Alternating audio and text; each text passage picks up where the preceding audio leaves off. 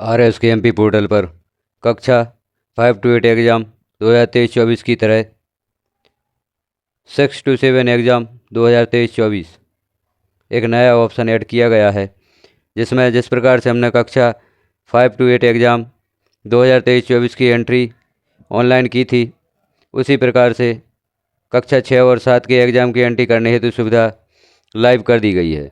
अब कक्षा 6 और 7 की ऑनलाइन एंट्री होगी। जिस प्रकार से कक्षा 5 और 8 का अंक एंट्री हमने की थी, उसी प्रकार से कक्षा 6 और 7 की अंक एंट्री भी की जाना है। जो कार्य हमने कक्षा 5 और 8 के लिए किए थे, वही कार्य RSKMP पोर्टल पर कक्षा 6 और 7 के लिए भी किए जाने हैं। इसके लिए हमें सबसे पहले RSKMP पोर्टल को लॉगिन करना होगा। लॉगिन करने के पश्चात हम होम पेज पर आएंगे। लॉगिन उसी प्रोसेस से होगा जो अभी तक हम करते आए हैं। लॉगिन करने के पश्चात होम पेज पर आएंगे और यहाँ पर क्लास 6 और 7 एग्ज़ाम संबंधी कार्य यहाँ पर किया जाएगा। यहाँ पर एग्ज़ाम या परीक्षा फल संबंधी सारी एंट्रियाँ उसी तरह से की जाएंगी जो हमने कक्षा 5 और 8 के लिए की थी। हम देखते हैं आगे किस प्रकार से एंट्री की जाना है, किस प्रकार से छात्र पोर्टल पर शो होंगे। यह सारी प्रक्रिया हम इस वीडियो में देखते हैं।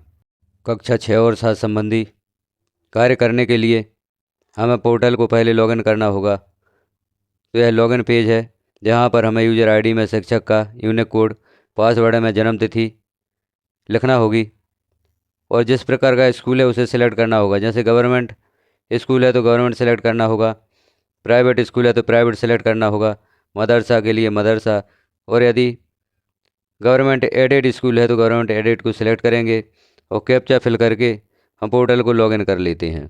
जहाँ पर हमें कुछ पूर्व में जो ऑप्शन शो हो रहे थे वह दिखाई देंगे और इसमें एक जो नया ऑप्शन ऐड किया गया है 6 to 7 एग्ज़ाम 2023-24, चूँकि हम 5 to 8 एग्ज़ाम पर वर्क कर चुके हैं, सारी एंट्री कर दी हैं।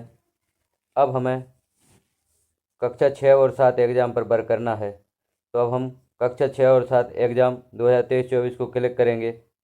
जिस प्रकार से हमने कक्षा 5 और 8 की एंट्री यहाँ पर की थी, उसी प्रकार से कक्षा 6 और 7 की सभी एंट्रियाँ पूर्ण करना है। तो हम यहाँ पर कक्षा 6 और 7 एग्ज़ाम पर क्लिक करते हैं। यहाँ हमें कुछ ऑप्शन दिखाई देते हैं जो कि न्यू जोड़े गए हैं।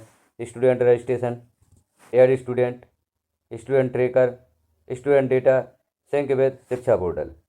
अभी पूर्व के वीडियो में स्टूडेंट रजिस्ट्रेशन के लिए क्लिक किया था, स्टूडेंट शो नहीं हो रहे थे, तो उसमें student data synchronise with Shiksha portal करके देखा गया था, तो वहाँ तुरंत छात्र ऐड नहीं हुए थे।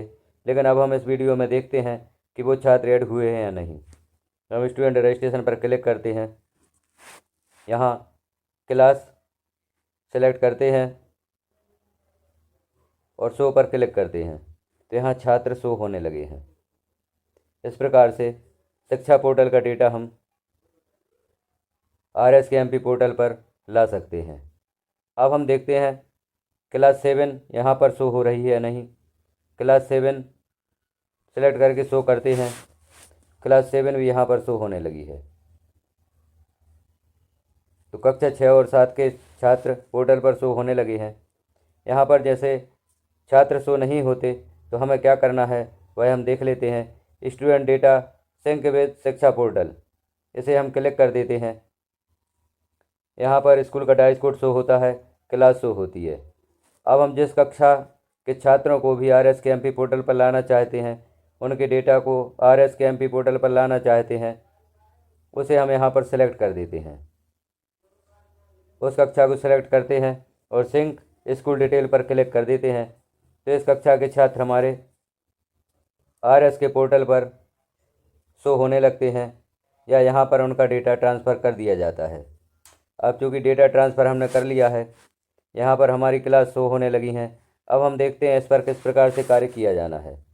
सर्वप्रथम हमें यह कार्य जरूर कर लेना है, student data sync with Shiksha portal, क्योंकि यदि छात्र RSKMP पोर्टल पर शो नहीं हो रहे हैं तो उन्हें हमें RSKMP पोर्टल पर शिक्षा पोर्टल से लाना है। तो यहाँ डेटा सिंक ऑप्शन क्लिक करके यहाँ कक्षा सेलेक्ट करके सिंक स्कूल डिटेल पर हम क्लिक कर सकते हैं। अब यहाँ पर अलग अलग कक्षाओं का डेटा भी लाया जा सकता है, या क्लास में ऑल सेलेक्ट करके सभी कक्षाओं का डेटा यहाँ पर हम ला सकते हैं।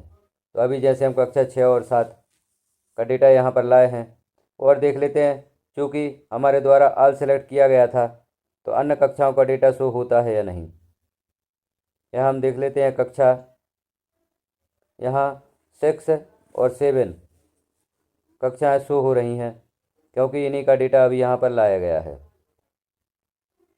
या माध्यमिक स्कूलों के लिए कक्षा 6 और 7 शो होगा, प्राथमिक कक्षाओं के लिए कक्षा 1 से 5 तक या कक्षा 1 से 4 तक का डेटा शो होगा, जिसे हम शिक्षा पोर्टल पर से RS के पोर्टल पर ला सकते हैं। तो RS के MP पोर्टल पर सभी छात्रों का डेटा सिंक्रोनाइज कर लेना है, उसके बाद यहाँ पर वर्क किया जाना है। अब हम देखते हैं स्टूडेंट रजिस्ट्रेशन। स्टूडेंट रजिस्ट्रेशन को क्लिक करते हैं। स्टूडेंट रजिस्ट्रेशन को क्लिक करते हैं। यहाँ पर स्कूल का डाइज कोड शो होता है। क्लास हमें सेलेक्ट करनी होती है, जैसे हम देख लेते हैं कक्षा 6 और शो पर क्लिक कर देते हैं तो कक्षा 6 के सभी छात्र यहाँ पर शो होने लगते हैं। यहाँ पर हम संख्या मिलान कर लेते हैं कि जितने छात्र हमारे यहाँ स्कूल में दर्ज हैं वो सभी शो हो रहे हैं या नहीं। यदि कोई छात्र कम है तो इन छात्रों को ऐड किया जा सकता है।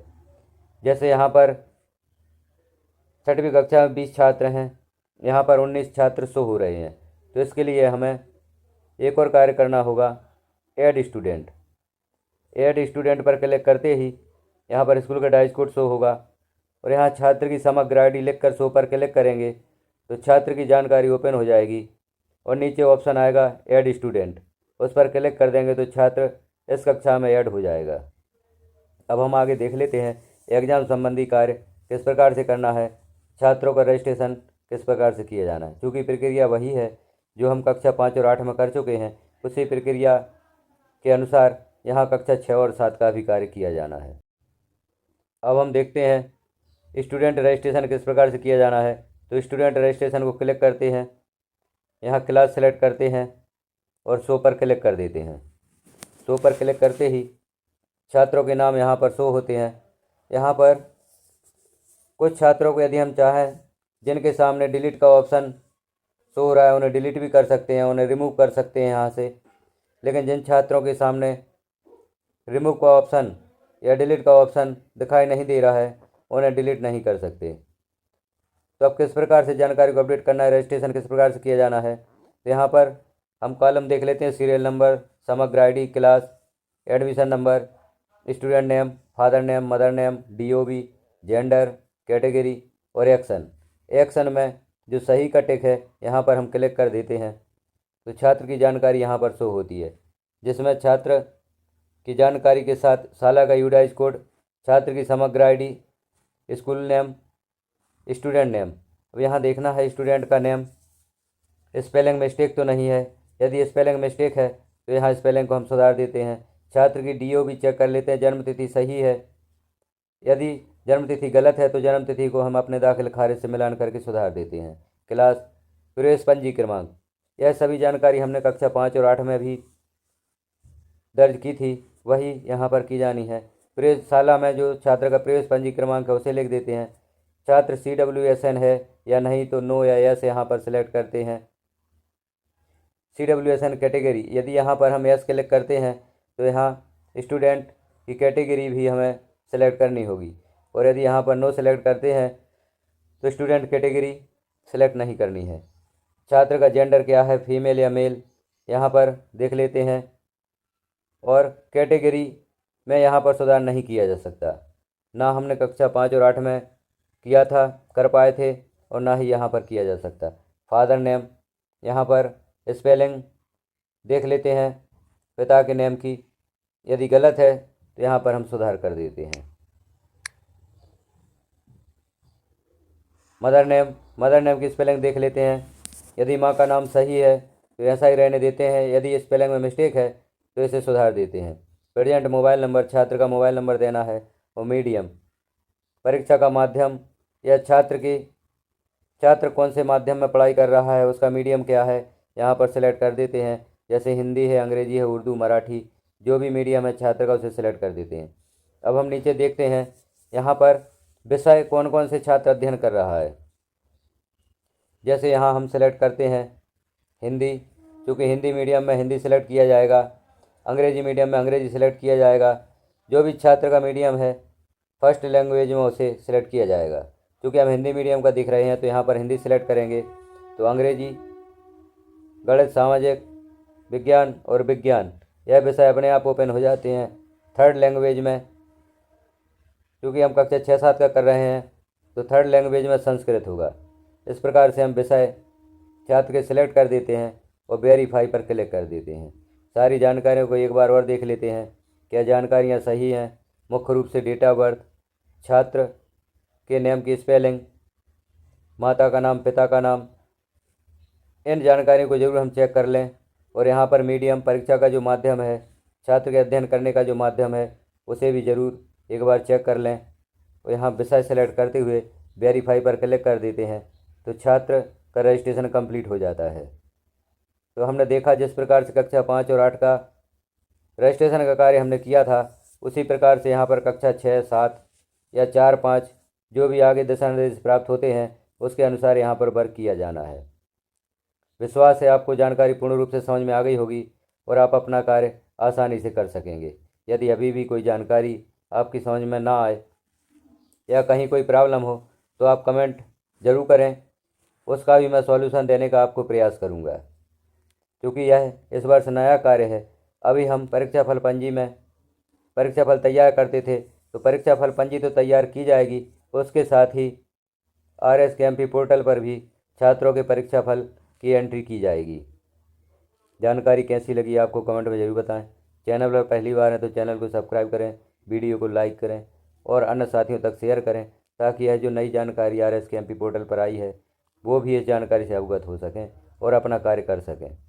यदि आप चैनल को सब्सक्राइब करते हैं तो इस प्रकार के होने वाले ऑनलाइन कार्य, शिक्षा विभाग में जो भी ऑनलाइन कार्य होते हैं, लोक शिक्षण संचालनालय, राज्य शिक्षा केंद्र से जो भी नए आदेश निर्देश जारी होते हैं, उनकी जानकारी आपको प्राप्त हो सकेगी। चैनल को सब्सक्राइब करते हुए बेल आइकन को क्लिक कर ऑल पर क्लिक करें, ताकि सभी वीडियोज़ के नोटिफिकेशन आपको सर्वप्रथम प्राप्त हो सकें। इलेक्शन संबंधी वीडियो भी आपको टोटल नॉलेज एजुकेशन चैनल पर प्राप्त होंगे और भी अन्य शिक्षा विभाग के कार्यों के वीडियो आपको प्राप्त हो सकेंगे। वीडियो को पूरा देखने के लिए धन्यवाद और आपका साथ इसी तरह से बना रहे।